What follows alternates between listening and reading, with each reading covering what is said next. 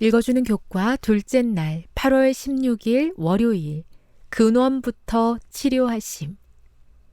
중풍병자는 예수님 앞에 내려졌고 모든 사람들은 예수님께서 어떻게 하실지 지켜보고 있었다.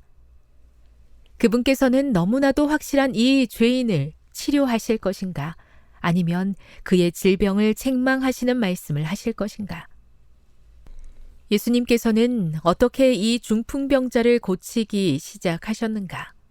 예수님께서 그를 위해 하신 첫 번째 일은 무엇이었는가? 마가복음 2장 5에서 12절을 읽어보라.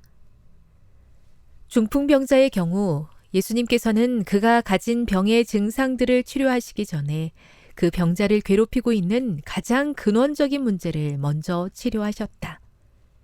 그 중풍병자가 그가 가진 병에 대한 고통보다 그가 짊어지고 있는 죄의 무게와 그로 인해 하나님과 분리된 것에 대한 부담을 더 심각하게 느끼고 있었다. 하나님 안에서 참된 쉼을 찾은 사람은 죄로 병든 이 세상에서 어떤 육체적인 고통을 겪는다 해도 그것을 감당해낼 수가 있다.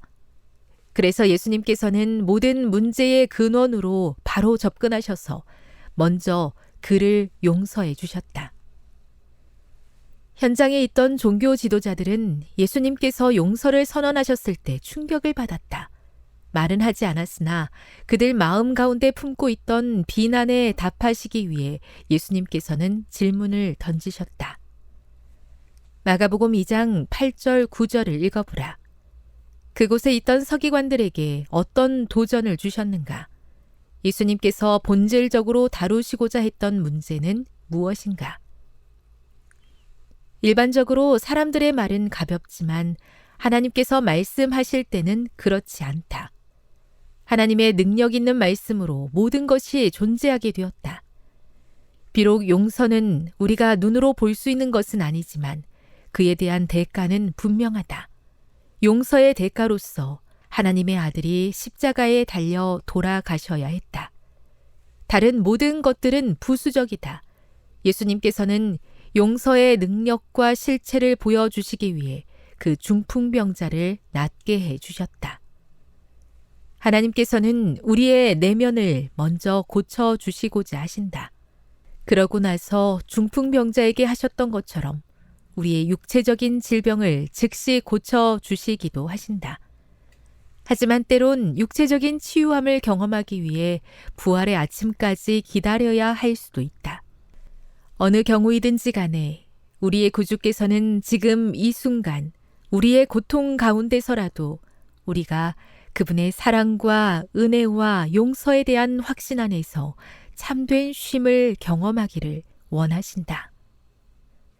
교훈입니다. 하나님께서는 겉으로 드러나는 증상보다 우리 내면에 존재하는 보다 더 근원적인 문제를 해결하심으로 우리에게 참된 쉼을 허락하시고자 하신다. 묵상.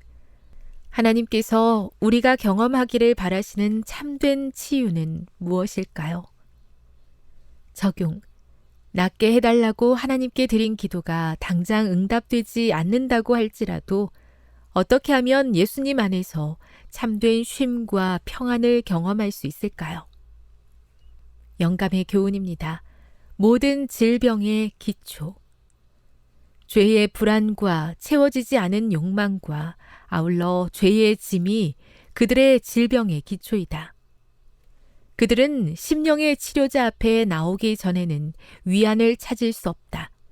그분만이 주실 수 있는 화평이 심령에 활력을 주고 육체에 건강을 줄 것이다. 시대의 소망 270.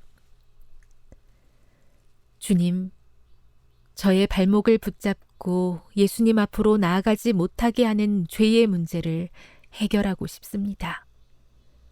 오늘 제 마음에 들어오셔서 제 마음 깊은 곳에서부터 저를 깨끗하게 해 주시옵소서.